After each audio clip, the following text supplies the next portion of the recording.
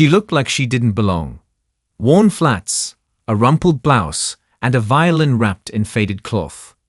Laughter erupted the moment she stepped in. Did janitorial staff get lost? Is this a music audition or a charity casting call? Someone pushed a plastic chair toward her. Save the leather ones for real musicians. A student thrust a dusty, out-of-tune practice violin into her hands. Let's hear what a supermarket cart sounds like. She said nothing. She just sat down and played. By the third note, the room froze. What they thought was trash had just made the walls tremble. The auditorium of the prestigious Westlake Conservatory hummed with anticipation, its velvet seats filled with polished performers clutching gleaming instruments. At the back of the room, almost invisible against the grandeur, sat Sophia Reeves. Her plain linen dress, slightly frayed at the hem, hung loosely on her slender frame. Her old canvas shoes, scuffed and faded, peeked out beneath the fabric. Her chestnut hair fell in soft, unstyled waves over her shoulders, framing a face that was striking in its simplicity, beautiful but deliberately unadorned. At 19, Sophia carried herself with a quiet strength, her amber eyes scanning the room with calm observation. Today was the conservatory's annual audition for the International Showcase, a performance that could launch a musician's career onto the global stage. The room buzzed with nervous energy as students whispered about who might secure the coveted solo spot. Sophia, however, sat alone, her hands folded neatly in her lap, a worn violin case resting at her feet. She wasn't here to chase fame. She was here for something far more personal. Across the aisle, Professor Victoria Hayes, a sharp-eyed woman with a reputation for ruthless standards, leaned toward her colleague Dr. Nathan Richards. Her gaze landed on Sophia, and a smirk tugged at her lips.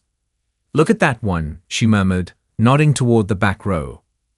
Bold of her to think that dress belongs under stage lights. Dr. Richards, a wiry man with a penchant for cutting remarks, followed her gaze and chuckled.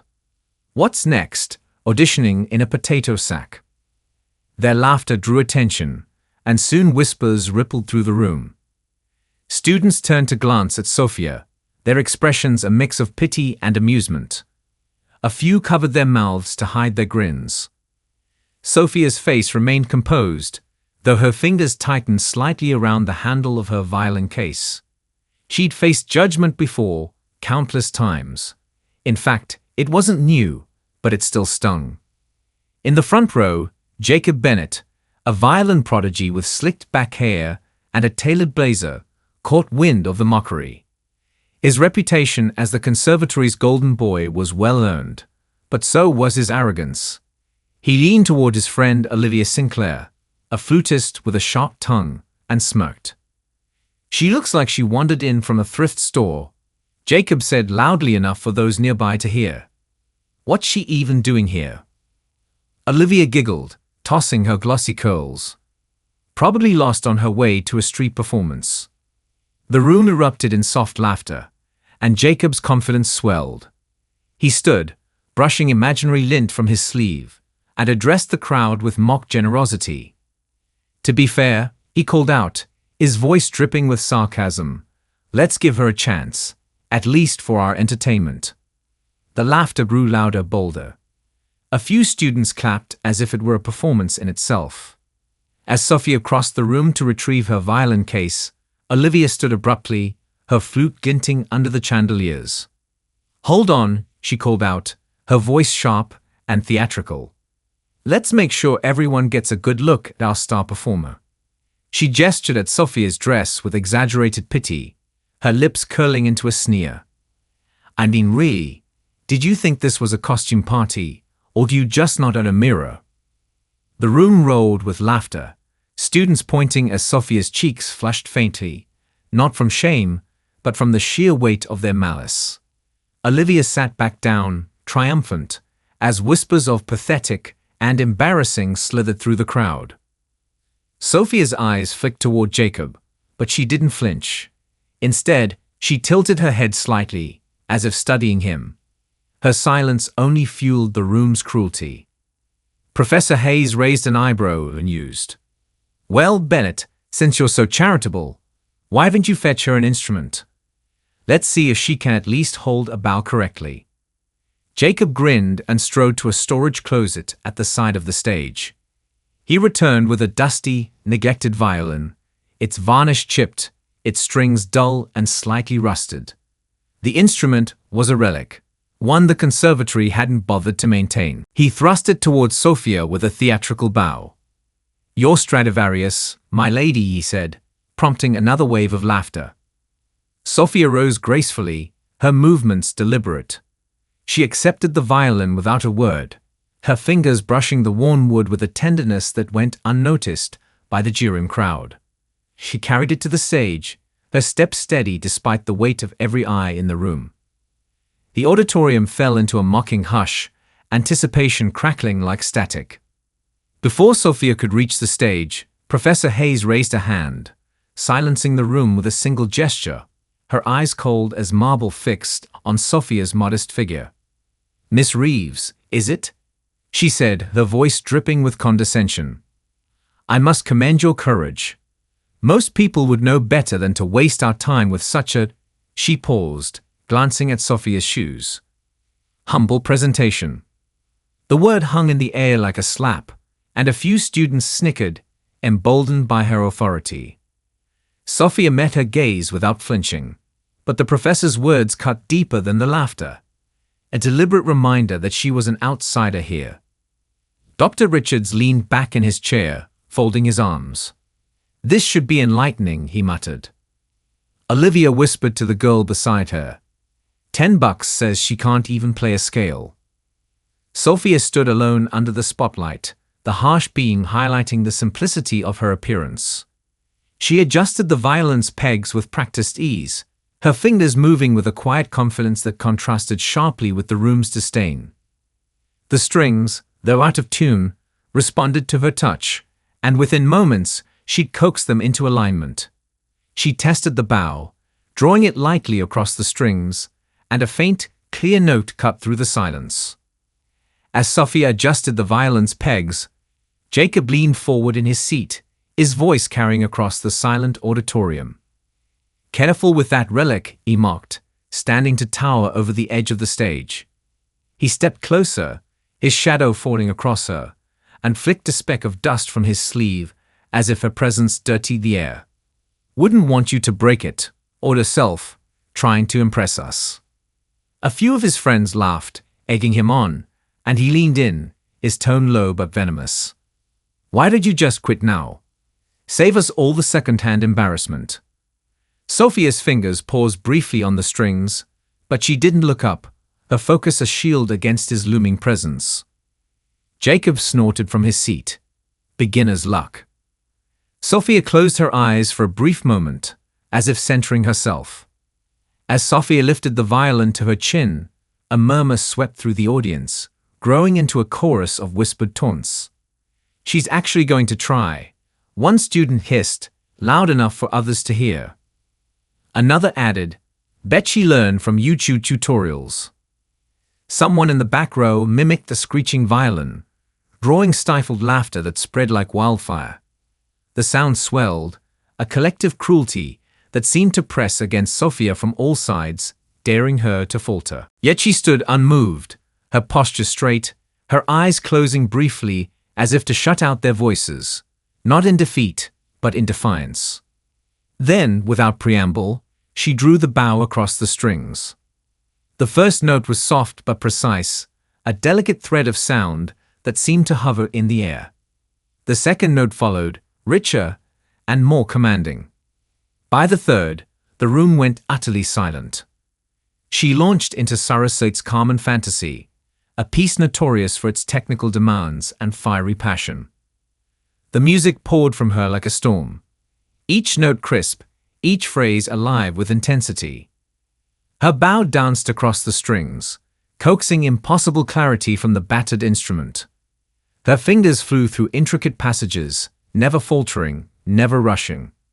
The melody surged and retreated, now playful, now heartbreaking, weaving a spell that held the audience captive.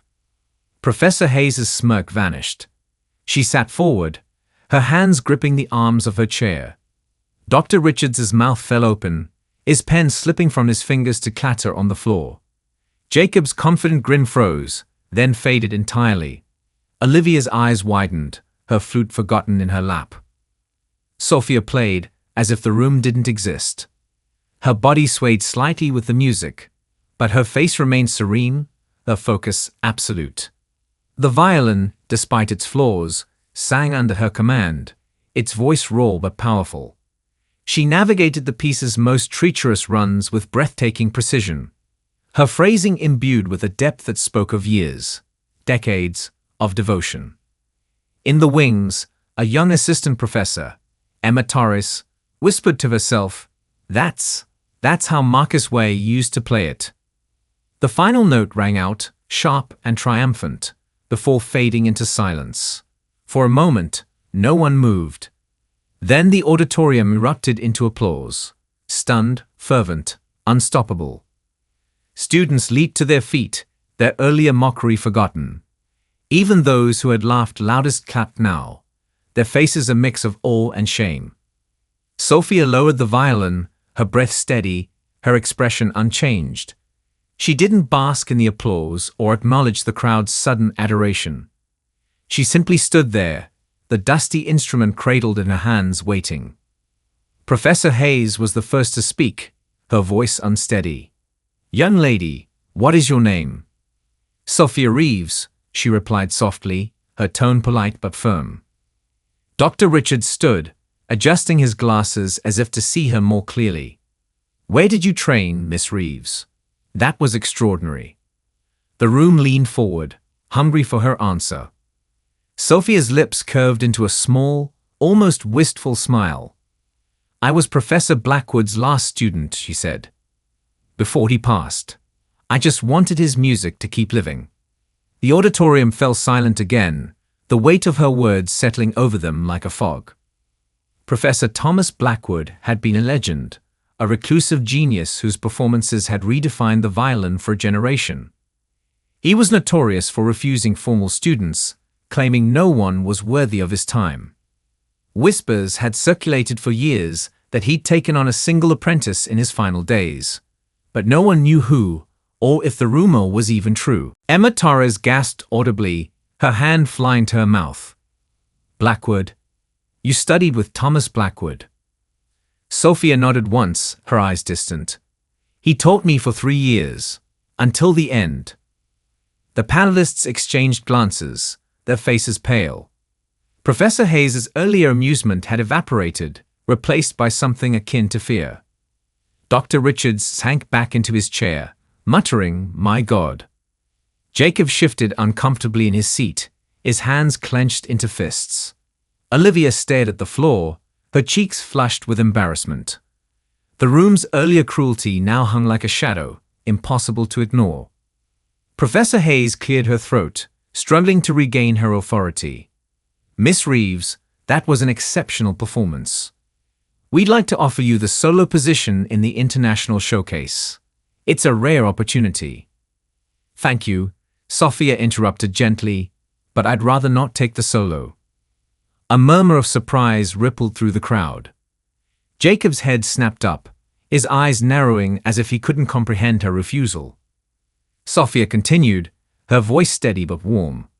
"I'd like to propose something else. There are students out there who love music as much as I do, but can't afford to study here.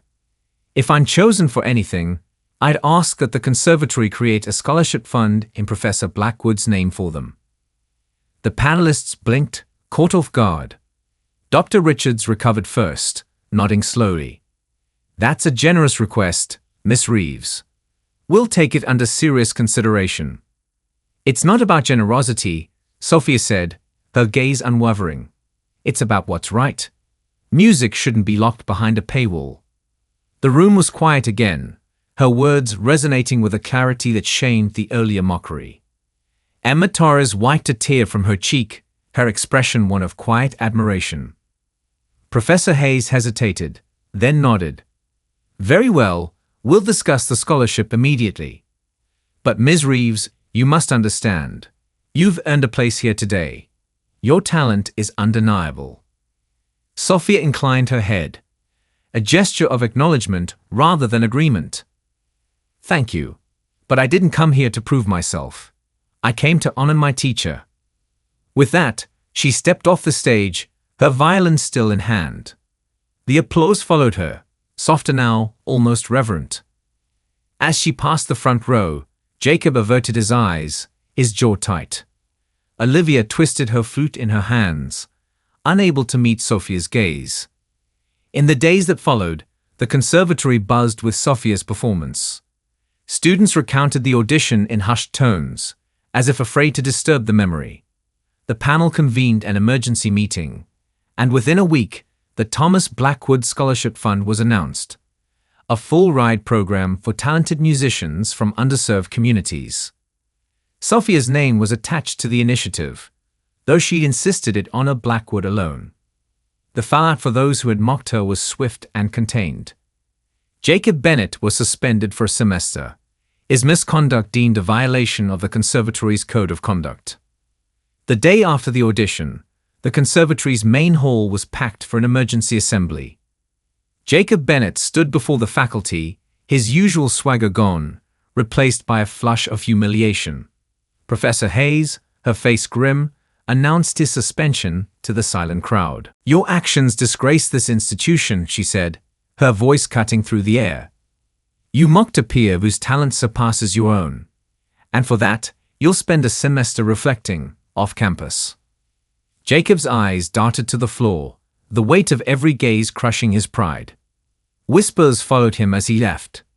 The golden boy now a cautionary tale, his future at Westlake hanging by a thread. Olivia Sinclair faced a similar penalty, her scholarship placed under review. Olivia's reckoning came during a closed-door meeting with the conservatory's disciplinary board. Her scholarship, once a point of pride, was now in jeopardy, her flute performances overshadowed by her role in Sophia's humiliation. Dr. Richards, who had chuckled at her taunts, now sat stone-faced as he read the board's decision. Her funding was under probation, her reinstatement contingent on a public apology and mandatory ethics training. Olivia's hands trembled as she left the room, her sharp tongue silenced, her status among her peers crumbling. The news spread quickly, a stark reminder that talent alone couldn't erase cruelty. Professor Hayes and Dr. Richards issued public apologies, their words carefully crafted but sincere. The conservatory's culture shifted, if only slightly, as students whispered about the girl who turned their world upside down.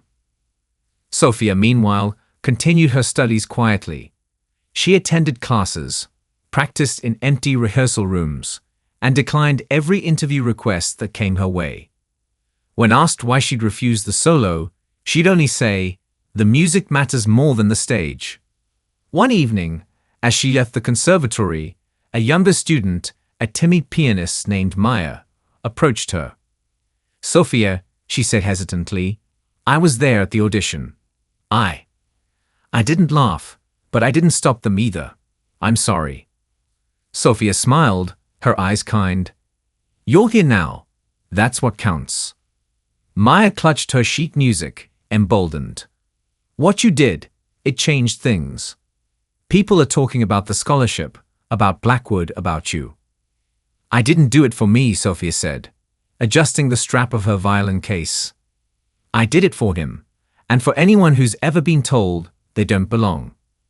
As she walked away, her silhouette framed against the setting sun, Maya overheard a passing student whisper to another, "She doesn't need the spotlight. She is the light." Sophia's steps didn't falter. She had no need for their praise, no desire for their redemption. She carried Blackwood's music within her, and that was enough.